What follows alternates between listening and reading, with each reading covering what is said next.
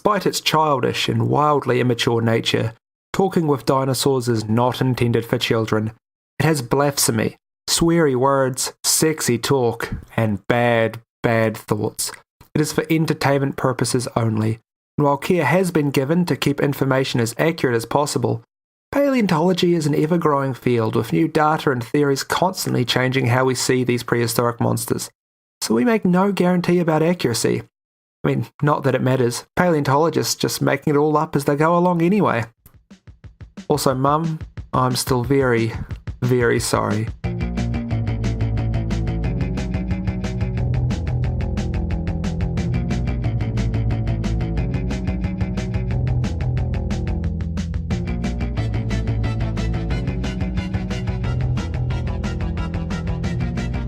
Oh yeah, here we are. It's that special time of year, that most amazing, perfect time that brings people back together and brings joy to everyone. What? Christmas? God no. Hanukkah? Get out of town. Saturnalia? Crazy hipster? I'm talking about the release of the Talking with Dinosaurs end of year special. Woo! Oh heck yes, get your pants off everybody. It's time to party. Well, I mean, you don't have to take your pants off if you don't want to. It's encouraged, but not mandatory.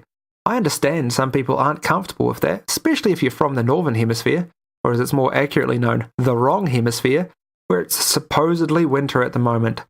Nonsense. December is summertime. It's hot here. How can you enjoy the end of year without barbecues, beaches, and swimming in lakes? How can you celebrate if it's not 38 degrees and your skin is melting, you've got hay fever, and you can't touch anyone without your skin sticking to theirs and melting into one giant Cronenbergian mess? Oh, 38 degrees is 100 degrees for those of you who use nonsense measurements. Gah. Now, as you can probably tell by this rambling introduction, this is a podcast about dinosaurs by a nonsense adult child called Talking with Dinosaurs. No, the podcast is called that, not me. I shouldn't have to keep telling you this. I know English is confusing, but come on, context clues. My name is Stefanato, and I am your heat-addled host. For our first interview special, I've decided to go all out with one of the big boys. Not literal big boys, just a creature with a big reputation due to a certain moving picture series that won't be named. Fuck you, Universal Pictures. I mean, of course, the horrid little Velociraptor. This overblown little featherball has long been associated with this awful time of year, with beloved characters like Raptor Jesus and Raptor Claus grabbing the internet's mind and testicles at various points over the last 10 years. Well, I'm going to let you in on the worst secret in dinosaurusness. Velociraptors weren't 2-meter tall, scaly genius murder monsters.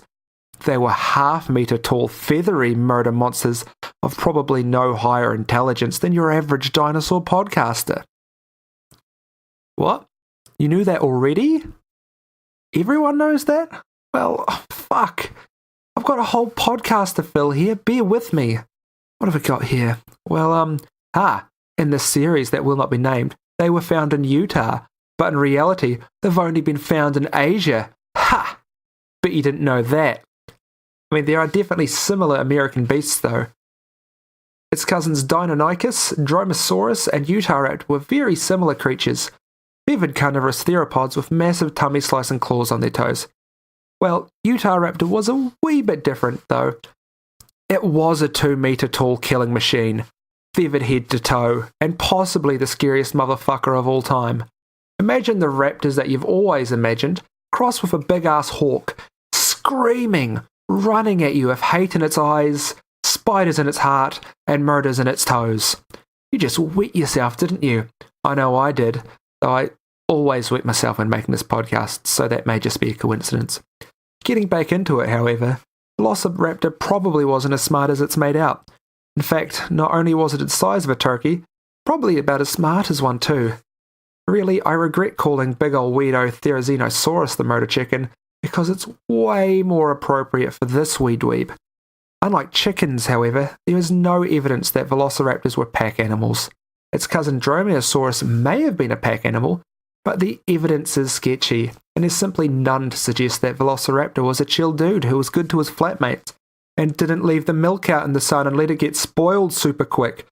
For fuck's sake, Matt, milk isn't cheap. We can't just buy a couple of litres a day just because you want to have a milky snack in the sun. Fuck! Look, if anything, there was some evidence that dromaeosaurids, the family velociraptors belong to, used to eat others of the same species who got in the way. A little bit of cannibalism. Just like you, Matt. You said I could have the last chicken tender. You don't get to stab my hand with a fork just because you changed your mind. Arsehole. Ate all the biscuits, you prick. Scientists are a bit divided on how Velociraptor fed itself. While they're pretty certain it was a carnivore, and at least sort of warm-blooded, they can't decide if it hunted or scavenged. Its badass claws were definitely perfect for holding victims down and nom-nom-nomming living prey, but at the same time, there is evidence of them eating dinosaurs and parts of dinosaurs that were either way too big for them to kill, even as a pack, or they just seem really yucky. Protoceratops jaw not good enough for you, scientists? Don't let it go to wastes. Dig in. There are starving troodontids who would kill for a piece of Protoceratops jaw. I personally don't see why the two are mutually exclusive.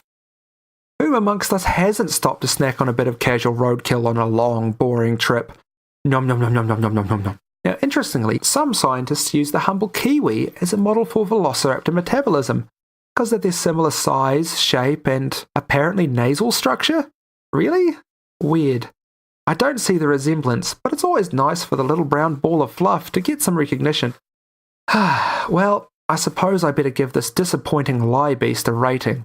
If it weren't for its depictions in popular culture from the bad company, I would give it a solid 7 out of 10, but because of my shattered dreams, I do have to give it a 3 out of my whole life has been a lie. Now with that done with, let's move on to our question section, My Dinosaur, and Me, a podcast for the Mesozoic era. Now, I do have to preface this section by mentioning that the name this time is a parody of a McElroy Brothers podcast. And I'd just like to let Justin, Travis, and Griffin know that if they have a problem with that, I'm happy to give them all the net profits of this podcast up to this point to make up for it. I've lost about 150 New Zealand dollars on it at the moment, so feel free to take that from me, Big Giant Head LLC, you good boys. And no, you can't have any future profits, and definitely not any settlements from Universal Pictures for their betrayal. Anyway, our first question comes all the way from Salt Lake City, Utah, one of the best spots for finding fossils. Our question comes from Scott, the Ghost King and CEO of SpookyBoys.com, a Salt Lake City-based ghost hunting group. His question is, Hi, I'm the CEO of the ghost hunting business Spooky Boys. I would like to expand my business by hunting for dinosaur spectres. Can you give me any tips and tricks to help me find these prehistoric apparitions? Well, Scott, I have good news and bad news. Despite the length of time dinosaurs have lived, which means there were probably billions of them, it's been so long that most of their ghosts have just disappeared, either through completing their unfinished business, double dying, or just plain old getting bored and going home. Most dinosaur ghosts have, well, given up the ghost. There are a few left though, but I have bad news. They're all out to get you. I mean, it's hard to tell, they're dinosaurs, but they're more violent than most. They're almost exclusively carnivores, so make sure to bring along some juicy steaks and have a seance at one of the many fossil beds in Utah. I will warn you though, it's gonna be difficult, but do keep me up to date on how it goes. I hope your ghost doesn't get devoured. Right, next question. Hi, I'm a dinosaur and I can't stop thinking about asteroids. I can't eat, I can't sleep. Will that get me too? Please send help. And that's from the anxious Ankylosaurus. Well, Anky, I've got bad news. They are going to get you one day. There's nothing you can do about it. However, when they do, maybe consider haunting Scott. It would make his job a lot easier. Okay, so that's it for today. I'd like to thank you for putting up with the fact that I missed more episodes. I'd like to say it was for a good reason this time, but to be honest, I just didn't, so we'll deal with that later. You may have noticed this episode we've had a bit of a change in audio quality. That's because up to this point, I've been using my flatmate setup, who is a very talented audio engineer and who has some amazing quality gear. He's been kind enough to let me use it, but he does have his own work to do, so this way I don't have to bother him as much. It does mean that the quality may not be as good anymore, but it does mean I'm a lot more free to work on the podcast without throwing him out of his room and setting his stuff on fire. I mean, I didn't have to set his stuff on fire, but you've got to do something to entertain yourself while recording this crap.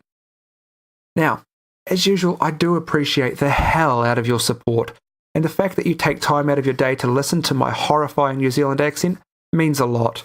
If you have any questions for me about dinosaurs, or about whether my face is really as blindingly handsome as it sounds, feel free to email it to talkingwithdinosaurs@gmail.com, tweet at TalkingDinoCast, or message me on the Facebooks. Ratings on iTunes, Stitcher, and YouTube, etc. always appreciated. They make me feel all warm and fuzzy inside, sort of like when I set a kiwi fruit on fire and ate it whole. I've also just set up an Instagram account for Talking with Dinosaurs, so feel free to follow that for all of your dinosaur-related memes. All you cool post-millennial kids on your Instagrams taking your photos, and I don't know, I'm too old for this now. I'm just too old, please. Just let me go. Thanks again to Scott from spookyboys.com, and be sure to look them up for all your ghosts and dino ghost hunting needs. I'm off to fight the war on Christmas. I've been Stefan Ato, and we have been Talking with Dinosaurs.